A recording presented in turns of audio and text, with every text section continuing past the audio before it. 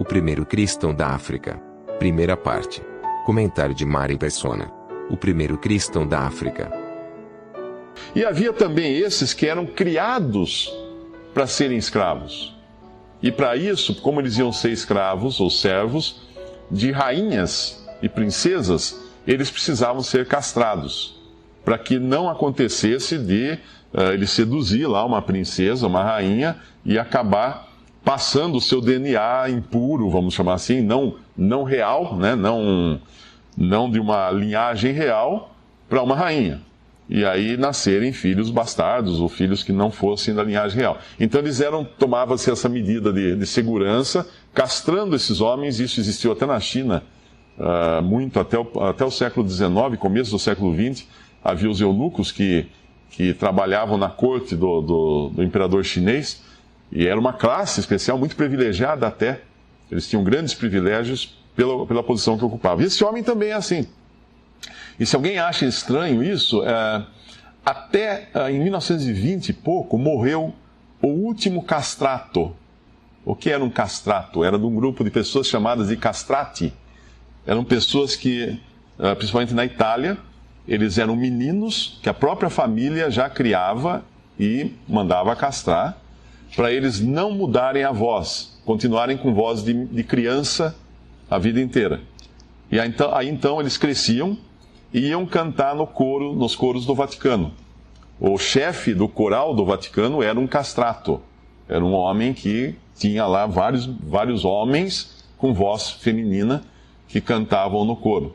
E é possível até encontrar na internet a última gravação, toda arriscada, né, toda cheia de ruído, de um castrato cantando. Então era uma classe. Não que Deus apoiasse qualquer coisa desse tipo, não. Mas era uma classe que existiu até o começo do século XX. E esse homem, então, ele era um homem que cuidava dos tesouros da rainha, um homem importante no palácio da rainha, um homem que tinha uma posição importante e um homem religioso, porque ele peregrinava a Jerusalém. Provavelmente ele aprendeu a religião judaica e passou a seguir a religião judaica lá na Etiópia. Devia ter judeus, tinha muitos judeus em todo aquele mundo antigo. E ele ia então a Jerusalém, uma vez por ano, para adorar no templo. Só que por ele ser um eunuco, não ser um judeu, e ainda assim ser um castrado, um eunuco, ele não podia entrar em todas as partes do templo, ele tem que ficar fora. Porque não era permitido uma pessoa assim como ele entrar em algumas partes que só eram reservadas a judeus puros, aqueles que realmente eram judeus. Então ele é um homem religioso, um homem temente a Deus, um homem que fazia suas obrigações, né, religiosas, porém, inclusive aceitava ser tratado como um inferior até dentro dessa religião. E aqui é enviado a ele um outro judeu para conversar com ele, Filipe. Porque Deus tinha feito algo agora que não tinha. O Evangelho abriu uma perspectiva nova, porque colocou judeus e gentios como parte de um mesmo corpo. Não havia mais essa distinção, judeus e gentios, na igreja. Todos eram corpo de Cristo, todos eram cristãos. Todos tinham os mesmos privilégios, o mesmo acesso a Deus. E se na antiguidade o templo era dividido em diferentes etapas, né, e na última delas, que era o Santíssimo Lugar, o Santo dos Santos, onde ficava a arca, ali só entrava o sacerdote uma vez por ano, levando uma bacia de sangue de um animal sacrificado. Se ele não fizesse isso, ele seria morto. Então, como era dividido em diversas etapas, até um lugar podiam entrar todos. Depois tinha um pátio, né, o pátio dos gentios. Depois, dali para frente, em alguns lugares, as mulheres já não podiam entrar, e assim por diante, até que no final só o sacerdote entrava uma vez por ano. Quando Cristo morreu na cruz, é relatado isso no Evangelho, o véu do templo que fazia a separação, a maior separação, que era do Santíssimo Lugar, o véu do templo foi rasgado de cima e embaixo, como se Deus falasse: o caminho está aberto. Pode entrar agora, todos podem entrar, todos podem ver a presença de Deus. E esse eunuco, então, está nessa situação ainda antes, vivendo religiosamente antes de conhecer o Evangelho e a salvação. Ele foi a Jerusalém, voltou de Jerusalém, está voltando para a Etiópia, provavelmente bastante frustrado, porque ele, inclusive, está tentando ler as Escrituras e não está entendendo. E ele lê uma passagem que é de Isaías, capítulo 53, é uma passagem muito bonita, que descreve a morte de Jesus. E ela foi escrita 700 anos antes de Jesus morrer. 700 anos antes de Cristo, ela foi escrita. E ela entra em minúcias, podemos até abrir lá, Isaías capítulo 53. O curioso que em 1947, se não me engano, foram descobertos alguns manuscritos do Antigo Testamento, manuscritos feitos em pele de cabra, em uma caverna perto do Mar Morto. E um dos manuscritos do Antigo Testamento é o do livro de Isaías. E ele é muito mais antigo do que os manuscritos que foram usados para serem transformados na Bíblia que nós temos hoje, tanto no Antigo Testamento como no Novo Testamento. Ele é mais antigo do que o próprio manuscrito de Isaías, que foi transformado nesse livro de Isaías que nós temos aqui. E quando compararam ele com o que nós temos aqui, viram que era igual, idêntico. Ou seja, foi mantida a fidelidade do texto. Mas vamos ver em Isaías 53. Primeiro, Isaías 52, o versículo 14, nos fala da aparência de Jesus depois de ter sido espancado e ter sido torturado pelos guardas. Como pasmaram muitos à vista dele, pois o seu parecer estava tão desfigurado, mais do que o de outro qualquer, e a sua figura mais do que a dos outros filhos dos homens. E mais à frente, no versículo 2, fala que ele foi subindo como renovo, no capítulo 53, versículo 2, foi subindo como renovo perante ele, como raiz de uma terra seca. Não tinha parecer, nem formosura. E olhando nós para ele, nenhuma beleza víamos para que o desejássemos. Jesus era um homem totalmente comum, de aparência. Aquelas imagens que a gente vê por aí de um Jesus de cabelos longos, loiros e olhos azuis e pele muito branca, isso aí não tem nada a ver. Isso aí foi invenção feita na Idade Média, dos pintores da Idade Média, que imaginaram alguém de origem ariana, né? Porque é um homem loiro de olhos azuis, e não alguém que era, na realidade, um palestino, um homem judeu na Palestina, que era um homem moreno, um homem comum, como qualquer outro, tão comum que quando os guardas vão prendê-lo, depois que ele é denunciado e Judas o trai e combina com os guardas de entregá-lo, quando os guardas vão prendê-lo à noite no jardim do Getsemane, né? Eles vão lá com tochas. Judas combina um sinal, fala assim: olha, aquele que eu beijar é esse. Por quê? Porque tinha lá um monte de discípulos e os guardas não saberiam dizer qual deles era Jesus. Porque não tinha uma auréola na cabeça brilhando, tal, não era nada disso. Era um homem totalmente comum. Nenhuma beleza havia nele, nenhum parecer, nem formosura. E versículo 3, era desprezado, o mais indigno entre os homens, homem de dores, experimentado nos trabalhos, e como um de quem os homens escondiam o rosto, era desprezado e não fizemos dele caso algum. Verdadeiramente ele tomou sobre si as nossas enfermidades e as nossas dores, levou sobre si e nós o reputamos por aflito, ferido de Deus e oprimido. Quando ele curava aqui nesse mundo, quando Jesus andava por esse planeta curando pessoas, ele tomava a enfermidade dessa pessoa. Ele levava essa enfermidade sobre si. Ele carregava, não foi na cruz que ele fez isso, foi na cura, quando ele curava as pessoas. Inclusive em Mateus é mencionado isso, quando ele faz uma cura, é mencionado esse versículo dizendo que ele havia acabado de tomar sobre si uma enfermidade. Ele tirava efetivamente a enfermidade da pessoa. Tomava sobre si as nossas enfermidades. Mas aí, o versículo 5 já nos fala de outra coisa. Ele foi ferido pelas nossas transgressões e moído pelas nossas iniquidades. O castigo que nos traz a paz estava sobre ele, e pelas suas pisaduras fomos sarados, pelas suas feridas fomos sarados. Como assim? Ferido pelas nossas transgressões. Existem muitos casos de pessoas que estão na cadeia ou foram presas, depois soltas, e pessoas até que foram condenadas à morte injustamente. Alguém cometeu um crime e aquela pessoa estava na hora errada, no lugar errado, e era parecida com a pessoa, com o criminoso, acaba sendo presa, vem uma falsa testemunha e testemunha contra ela, e ela acaba sofrendo a pena.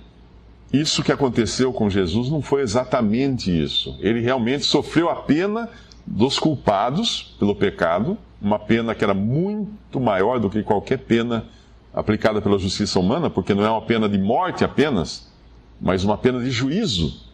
Jesus não só morreu na cruz, ele foi na cruz castigado com o castigo que todos os que irão para o lago de fogo, para o inferno, receberão.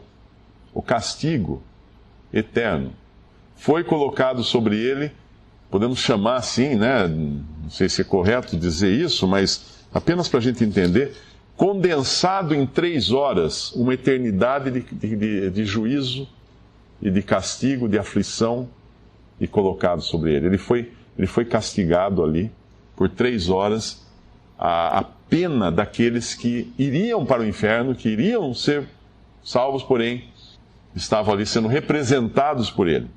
Se você já deu uma procuração para alguém, para fazer algo em seu nome, é exatamente isso que aconteceu. Jesus estava ali, agindo como um procurador daqueles que seriam salvos, morrendo no lugar dos injustos, o justo no lugar dos injustos.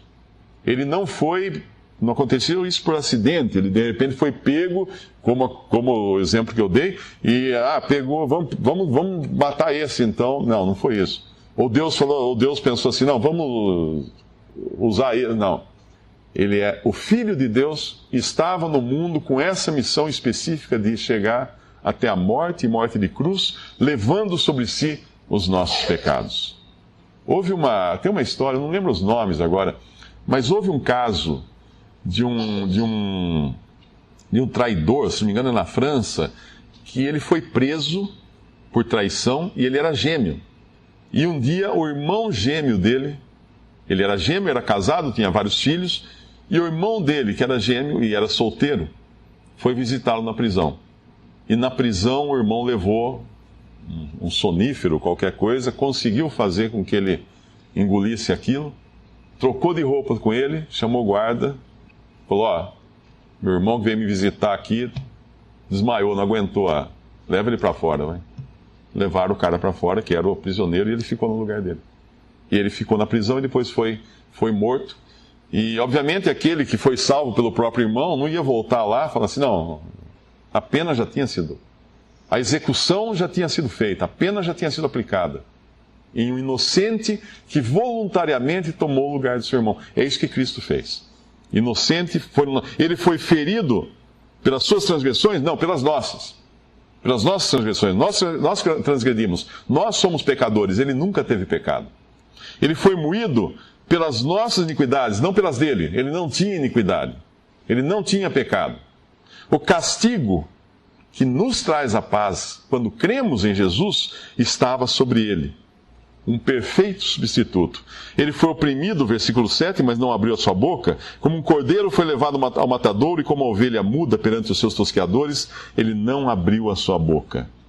Da opressão e do juízo foi tirado, e aqui é a passagem que aquele eunuco estava lendo, e quem contará o tempo da sua vida, porquanto foi cortado da terra dos viventes, pela transgressão do meu povo foi ele atingido. E puseram a sua sepultura com os ímpios, e com o rico na sua morte. É interessante isso. Ele morreu realmente 700 anos depois, na cruz, entre 2 ímpios, 2 bandidos, e ele seria jogado numa vala comum com os ímpios, não fosse pela intervenção de José de Arimateia, que era um senador, um homem proeminente, que tinha um túmulo novo que ele havia comprado para si mesmo, e ele vai lá para Pilatos, pede o corpo de Jesus e o sepulta no túmulo de um rico. Essa profecia de Isaías cumpre, inclusive, detalhes assim, com o rico esteve na sua morte, sepultado na sepultura de um rico. Porquanto nunca fez injustiça e nem houve engano na sua boca, todavia ao Senhor agradou moê-lo, fazendo-o enfermar, quando a sua alma se puser por expiação do pecado. O que é expiar? Expiar é tirar. E foi isso que ele fez na cruz. Verá a sua posteridade, prolongará os dias de bom prazer do Senhor, prosperará na sua mão. O trabalho da sua alma ele verá e ficará satisfeito. Com o seu conhecimento, o meu servo justo justificará muitos, porque as iniquidades deles levará sobre si. Mas que coisa estranha, como é que ele podia ver o trabalho da sua alma? Como é que ele podia ver o resultado, a sua posteridade, aqueles que seriam beneficiados por sua alma? Porque ele iria ressuscitar. Isso aqui já está inferindo aqui que ele iria ressuscitar, ele estaria vivo depois de morrer. Vivo depois de morrer. Isso é a ressurreição. Isso é a ressurreição. E o versículo 12, pelo que lhe darei a parte de muitos, e com os poderosos repartirá ele o despojo. Porquanto derramou a sua alma na morte, foi contado com os transgressores. Mas ele levou sobre si o pecado de muitos, e pelos transgressores intercede. Esse versículo é muito rico. Primeiro, ele conquista, ele recebe a parte de muitos, como se fosse um despojo de guerra. Isso significa que com a morte, ele ia conquistar um despojo. Que despojo era esse? Todos aqueles que eram prisioneiros do pecado e de Satanás. Ele iria tirar esses. Como um conquistador, ele ia derramar a sua alma na morte e ser contado com os transgressores como um substituto. Ele morreu como um bandido, ele morreu como um pecador, embora não tendo pecado. Ele morreu na mesma condição que estavam morrendo aqueles homens julgados pela justiça dos homens como sendo injustos e iníquos, transgressores. Mas ele estava ali, obviamente, nos substituindo. Mas ele levou sobre si o pecado de muitos, e pelos transgressores intercede para nos justificar.